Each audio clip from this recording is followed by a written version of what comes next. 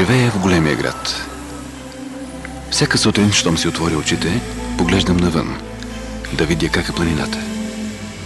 Тя ме зарежда със своята енергия, дава ми сили да започна новия ден. Витоша е неизменна част от моя живот.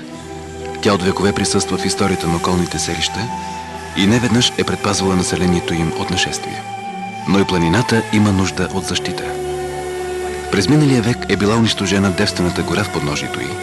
Били са изсечени или опожарени голяма част от иглолистните гори във високите части. Затова и хората решили да се погрижат за своята планина.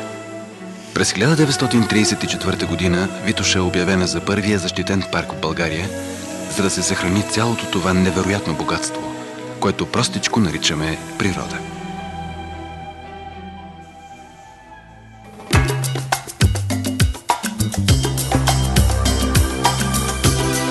Бих искал да ви покажа Витоша такава, каквато аз я познавам и обичам. Над 2 милиона души посещават Витоша всяка година и сигурно всеки любител планинар си има свои пристрастия към някое място. Ето и моята любима пътека на Витоша. Обикновено се качвам до Бай Кръстю с открития лифт.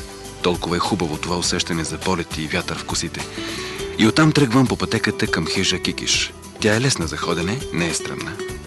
За мен тук е най-красивата есен в планината.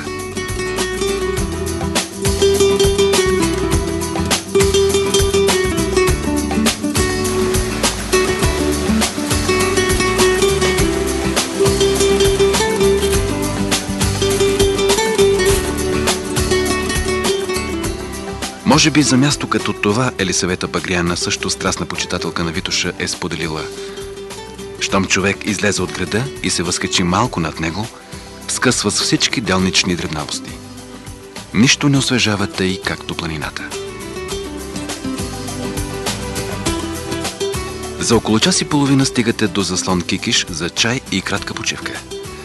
А ако продължите към района на Златните мостове, може да попаднете и на други интересни места. Малката хижа Малинка има уютното излъчване на детски спомен. В хижата на радиото могат да ви зарадват с весела планинарска песен и вкусна гозба. На Витоша има толкова много хижи и всяка ти дава различно преживяване. За съжаление, на Витоша вече няма нито едно естествено планинско езеро, а има доказателства за тяхното съществуване в миналото. Витоша е много богата и на извори. Те са над 40 на брой и се делят на 3 вида – термални, карстови и подпочвени. Друга особеност на този маршрут са множеството информационни табла, които ни дават възможност да се запознаем с флората и фауната на Витоша. На територията на парка са установени около 1500 вида висши растения, много от тях включени в Червената книга на България, около 500 вида гъби и толкова водорасли, около 300 вида мъхове и лишаи.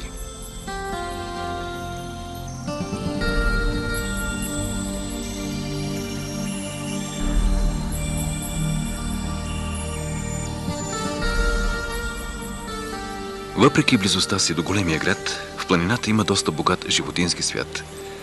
Установени са над 1800 вида безгръбначни, 10 вида земноводни, 10 вида влечуги и над 200 вида птици.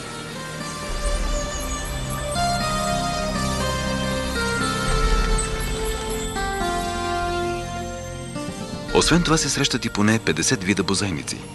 В горите и по южните склонове има сърни, елени, лисици, диви свине и ограничен брой мечки.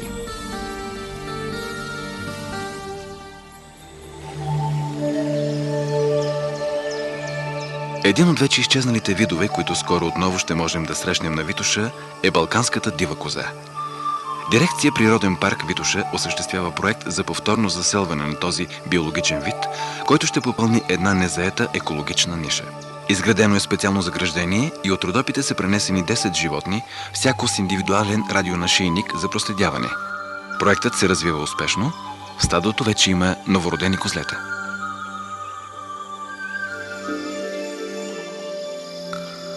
Показах ви много малко от Витоша. Тя е тук и ни чака да я опознаем и харесаме.